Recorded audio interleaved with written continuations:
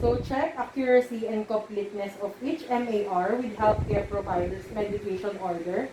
Check patient's name and medication name, dosage and eye, if it is right, left, or both eyes, route and time of administration, review pertinent information related to medication, action, purpose, normal dose and route, side effects, time of onset and peak action, and nursing implications. For the third procedure, assess condition of external eye structure.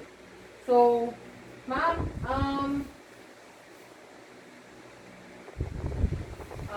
pwede niyo po bang sundan itong aking video? Okay. Hindi niyo po ma'am isusunod yung ulo niyo po. Ano po, mata lang po?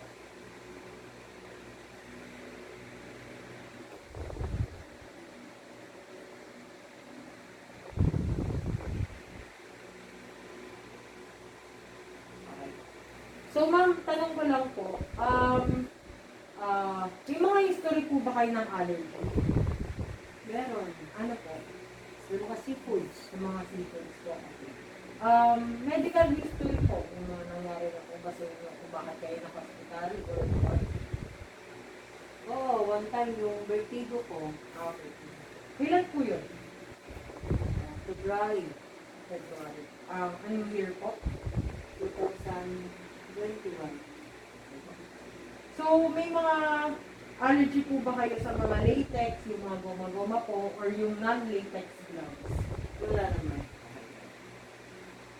So, determine whether the patient has any symptoms of visual alterations. Wala naman po. Assess patient's level of consciousness and ability to follow direction. So, ma'am, tanong ko lang po, masasabi niyo po ba kung nasan po kayo? Saan po? Hospital. Okay po. So, masasabi niyo po ba kung ano po yung date at year po natin ngayon at month? April 10, 2021. Okay po. So, assess patient's knowledge regarding medication therapy and desire to self-administration medication. So, ma'am, meron po ba kayong konting kaalaman regarding po sa medications na maaari pong ibigay sa inyo? Hydra. Kaya po, okay po. So,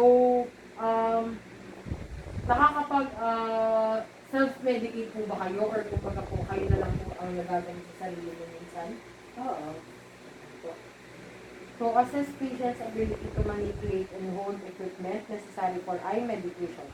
So, for example po, ma'am, ito po yung ating dropper. Pwede niyo po ba itong hawakan? Yung kabila po kamay. Hawakan niyo po. Okay po. Okay na po. Thank you po.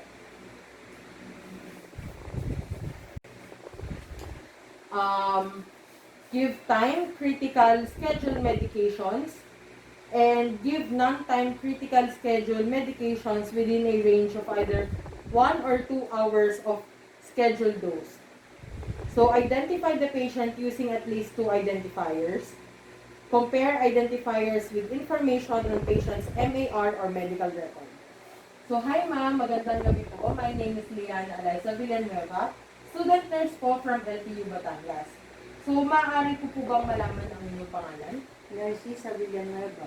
Okay po. So, ang inyo pong age, ilan taon po kayo?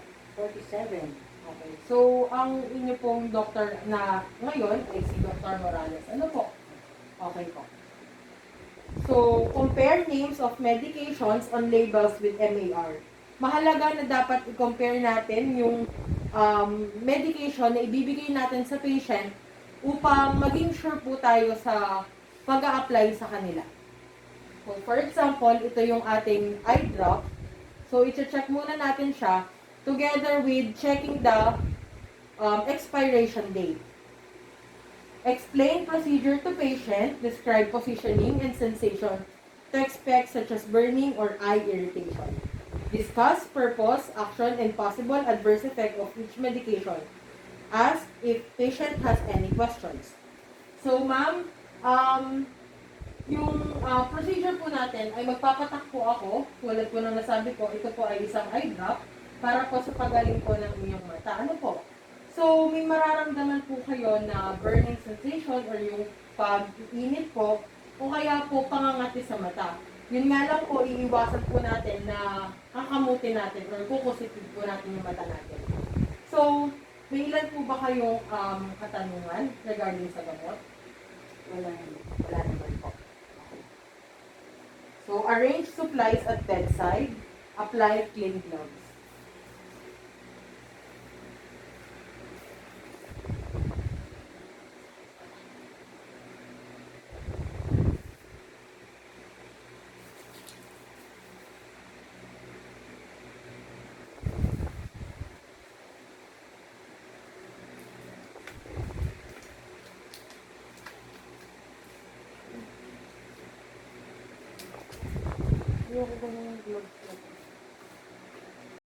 So, yung next po natin ay gently roll eye drop container between your hands. So, mas mabuti po na yung mga eye drops po na ibibigay natin ay hindi natin isha-shake kasi magki-create po siya ng bubble. Instead po, ang gawin natin ay i-roll po natin siya. Then, ibigay na po natin sa patient. Next, ask patient to lie supine or sit back in chair with head slightly hyperextended. So, ma'am, pwede niyo po bang ganyan po yung ulo niyo. Ayusin ko lang po yung ulo po. Ano po? Then, tingala lang po kayong konti. So, if crusting or drainage is present along eyelid margins or inner canthus, gently wash away. Soak any crust that are dried and difficult to remove. So, for example, meron pong nakita tayo sa mata ng patient natin, gagamit po tayo ng warm water with cotton. So, meron po tayo dito. For example, ito po yung basin natin with water. And then, ito po yung ating cotton. So, i-dump lang po natin siya sa tubig. And then, pag napiga po natin, saka po natin siya i-apply sa patient. So, hindi po dapat cold water, kundi warm. So, from inner to outer canthus yung pag-apply. For example, lilinisin na po natin.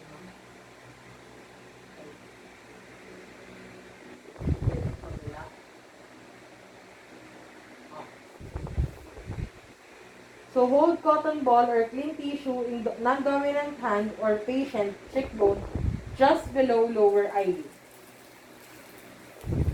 So, once na nalinis na natin, punasan natin siya ng dry. Ang pupunasan lang po.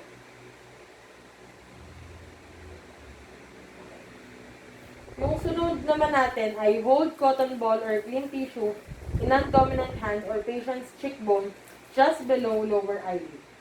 So, for example, ito yung cotton ball or tissue. So,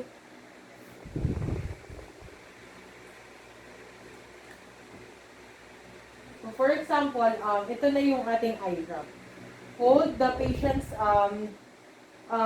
patient's cheekbone below the lower eyelid. For example, bababa lang natin konti yung mask. Ma'am, makikibaba natin. Okay, thank you po. And then, ibibigay na natin yung eye drops kanya.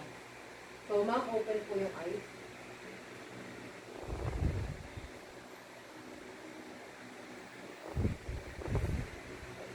So, make sure na yung pagbibigay ng eye drop ay approximately 1 to 2 cm or 1.5 to 3/4 inches above conjunctival sac. And then, i-drop natin yung prescribed number of medication into conjunctival sac. So, for example, ang prescribed kay ma'am ay 2 drops of this medication. So, 2 drops yung ibibigay natin sa kanya. So, if patient blinks or closes eye, or if drop lands on outer lid margin, repeat instillation. So, if in case po na pumikit po yung patient, then nakapagbigay na tayo ng eye drop, then pumikit siya. So, it means yung gamot ay nawala sa may lower lid. Ibibigay po natin siya ulit. 2 drops po ulit. So, for example, naglagay tayo. 2 drops. And then, pumikit po siya. So, it means, yung gamot ay nawala. Hawakan po ulit natin. And then, tingin po ulit ng taas. Then, magdadrop po ulit tayo ng 2 drops of eye medication. So, if patient receives more than 1 eye medication to the same eye at the same time, wait at least 5 minutes before administering next medication and use different cotton. So, for example po, naulit yung pagbibigay ng gamot sa right eye, for example, kasi kumurap si patient or si ma'am. So, if may iba pang medication na prescribed, mag-aantay po tayo ng 5 minutes para maibigay naman yun. Kasi hindi pwedeng magkakasunod-sunod kasi mawawala din ng visa. So, for example naman po, ointment naman po yung gagawin natin. So, for example naman po, ito naman ang gagamitin natin as an ointment. Tanggalin natin yung takip. So, maglalagay tayo ng eye ointment, pero manipis lang sa lower lid margin ng eye ng patient. For example, maglalagay tayo nito. So, hold with a cotton ball. Hawakan natin to ng ayos. Then, ma'am, tingin po sa taas. And then, kunwari maglalagay tayo from inner to outer canthus. Yung paglalagay. Tapos, manipis lang yung ilalagay natin. For example, ganyan, ma'am, tingin po sa taas. Once na inalagay natin, ma'am, pikit po tayo. Irarab po natin yung mata, upper eyelid ng patient. Pag narab po natin, have patient close eyes and rub lid lightly in circular motion with cotton ball. So, if in case naman po, ayan, halimbawa, irarab natin siya. Meron na tayo, nakapaglagay na tayo ng ointment. If hindi naman indicated or bawal sa patient yung pagrarab, iwasan po natin na gawin yan sa patient. So, for example naman po, maglalagay naman tayo ng eye patch sa patient. Kunwari, ito yung eye patch natin. So, kunwari, below. So, since sterile yung eye patch natin, if patient had eye patch, apply clean one by placing it over the affected eye. So, entire eye is covered. Take securely without applying pressure to eye. So, for example, ito yung panglagay sa eye patch or yung cotton. I-apply natin ng ganito, gently lang. And then, maglalagay tayo ng tape. Pero hindi din sobrang, higpit. For example, ganyan. Okay. The other one, dito sa kabila.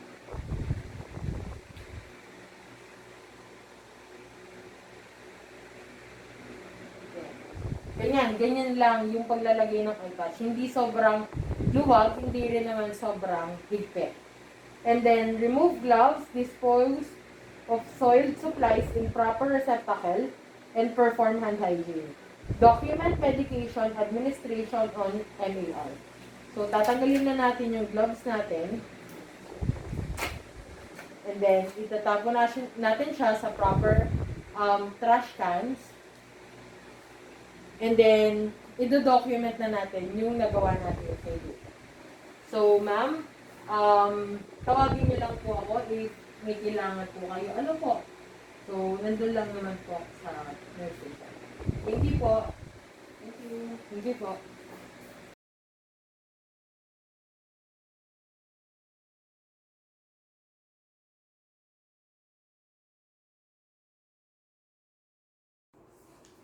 So for today's return demonstration, we will do the eye irrigation. So ginagawa yung eye irrigation in order for the patient to be comfortable sa naging nangyari or nailagay na chemical substance, foreign objects, or kahit ano na pwedeng mag-obstruct sa eyes. Pwede siyang matanggal through eye irrigation. Kung bakit din natin ito ginagawa. So, first ay we have the irrigation tray which I showed kanina. So, we have cotton balls, kidney basin, gloves, pang-hand hygiene, normal saline, yung needle bulb, for example, gauze, at yan, drape. Check the MAR for the purposes of securing the medications, dosage, and the profile of the patient. Next is checking the doctor's order kung ilang drops or kung gaano katagal yung eye irrigate natin sa patient at saka kung saan natin gagawin. And then i-check natin kung may allergies ba or itatanong natin kung may allergies ba ang patient. So ma'am, good evening po. My name is Liana Alaysa Villanueva, student nurse from LPU Batangas. So ma'am, nandito po ako upang mag-eye irrigate po sa inyo. Ano po? Pwede pong magtanong, may mga allergies po ba kayo sa mga gamot, sa mga latex gloves, o kung kahit sa mga pagkain man po? Meron sa mga seafoods lang. Yun lang po sa mga seafoods. Sa mga gamot po, meron po ba kayong... Wala naman. Wala naman, okay. So, explain the procedure. Ang gagawin po natin ay mag-eye irrigate. Ibig sabihin po, tatanggalin po natin kung ano man po yung nakaka-obstruct sa mata nyo. Ano po? Kung halimbawa po na dito po sa inyong left eye, tayo mag-eye irrigate, or ito po yung left eye yung may problema, ito po yung i-irrigate natin. So, two forms of identification. Check natin yung bracelet name ng patient. And then, i-check din natin dito sa MAR. So, just to be sure, pwede ko po bang malaman ang inyong pangalan? Narcisa Villanueva. Ang inyo pong age? 47. Okay po. So, yun nga, tell the purpose of the irrigation, to identify kung left or right eye siya. So, ang purpose po ulit nito ay tatanggalin natin kung ano man po yung chemical substance na nailagay nyo sa inyong mata, o kaya kung accident man po ito, or yung foreign object po na napapasok sa inyong mata. So, magtatanong lang po ako kung may mga hospitalizations na po kayo na nangyari tungkol sa inyong mata, o kaya po nagkaroon ng trauma, kumbaga halimbawa po na-lacerate, yung parang nahiwa po. May mga ganun po ba kayong instances kung bakit kayo na hospital? Wala naman. Wala naman. So yon, ask hospitalizations of eye or yung mga trauma. So provide safety and privacy. So kunwari, nasa hospital tayo, and then bababa natin yung side rails. And then, gagamitin na natin yung ating irrigation set. So, meron tayong drape ulit, meron tayong cotton balls, meron tayong kidney basin, gauze pad, yung ating syringe bulb, normal saline, and gloves. So, first, ang gagawin natin is mag-hand hygiene tayo.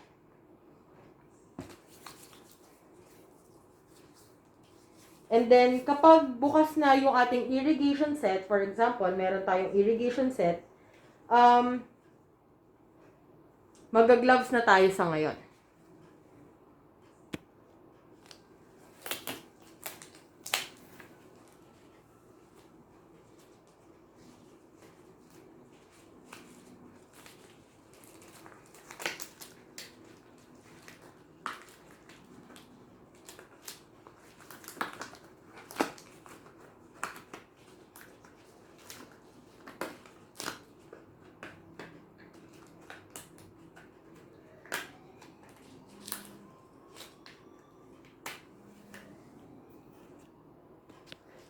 So now that we have the gloves on, check if the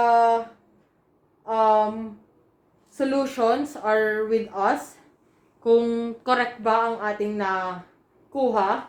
And also, i-check din natin yung expiration date ng solution. So, for example, ito yung solution na gagamitin natin for our patient. So, yan. Double check first the expiration date, the name of the medication, at the MAR. Kailangan nating i-double check. At least 3 times na pag-check. And also, just to make sure, expiration date. Next ay maglalagay na tayo ng drape sa ating patient. So, kung ang saan may problema yung patient natin na ay, for example, kay patient natin, sa left eye, tayo mag-i-irrigate. So, dito tayo maglalagay ng drape sa kanya.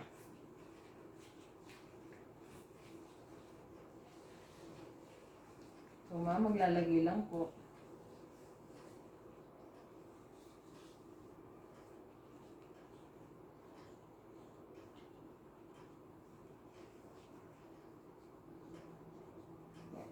So, ang use ng drape para hindi mabasa yung ating patient. And, ayun, if the right eye, ang lilinisan natin or pag i-irrigate natin, ito-turn natin doon sa right. Pero kung sa left, iti-tilt natin ng konti yung head niya. So, tilt to left yung head ng patient or kung right man, para mas madali tayong makapag-irrigate. Then, para syempre, before tayo mag-irrigate, kailangan nating linisin muna yung mata ng ating patient. So, for example, ito yung ating cotton balls. Yan. Tapos, for example, may warm water tayo dito. So, i-dip natin yung cotton balls dito sa warm water or sa ating saline. Tapos, from inner to outer canthus ang paglilinis ng mata. So, ma'am, can you close your eyes po? Then, discard. Then, take ulit tayo ng another para dito naman sa ating mata, kabila, inner to outer canthus. Para lang matanggal yung kung ano man yung nasa mata ng ating patient before tayo mag-irrigate. So, since nakatilt na sa left head yung ating patient, needle syringe, yung with bulb, and then mag-aspirate na tayo ng normal saline. So, for example, naka-aspirate na tayo. And then, so for example, nakakuha na tayo ng 60 ml na normal saline sa ating needle syringe, sa ating bulb syringe. So, hahawakan natin yung lower eyelid and upper eyelid ng patient. Then, instruct the patient na tumingin din sa taas. So, yan. I-push na natin. Pag natapos na yung pagpupush, so, na-irrigate na natin yung mata ng patient, make sure lang din na ang basin ay nakatapat sa may pisngi or sa mata ng patient para hindi din na susoil yung drape.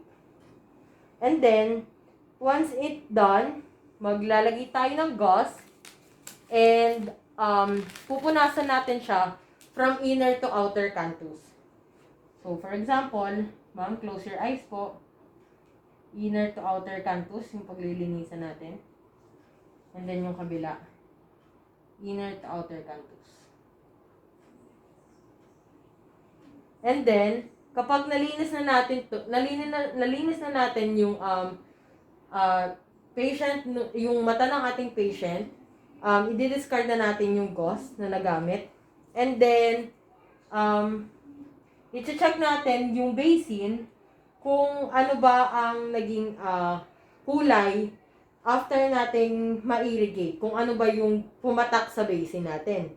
If medyo naging cloudy or kung ano man yung nakita natin na lumabas dun sa mata ng ating patient after nating ma-irrigate. And then, i-check natin ang patient kung meron bang mga pagbabago sa kanya. So, before natin i-check, tanggalin na natin yung drape since nalinis na naman natin yung eyes ng ating patient. Ma'am, excuse lang po.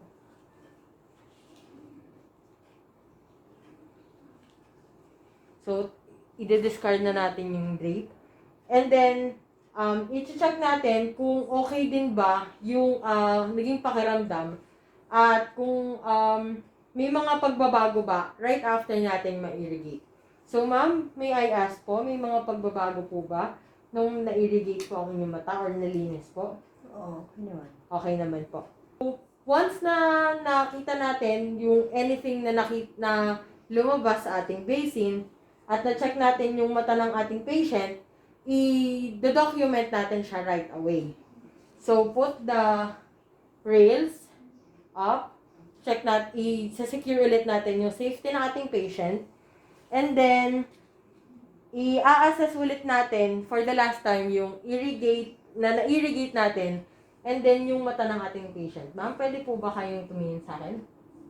Okay. So, pag naging okay na rin naman, nakita natin yung pagbabago sa mata ng ating patient, then we can record it as it was a successful irrigation para sa mata ng ating patient.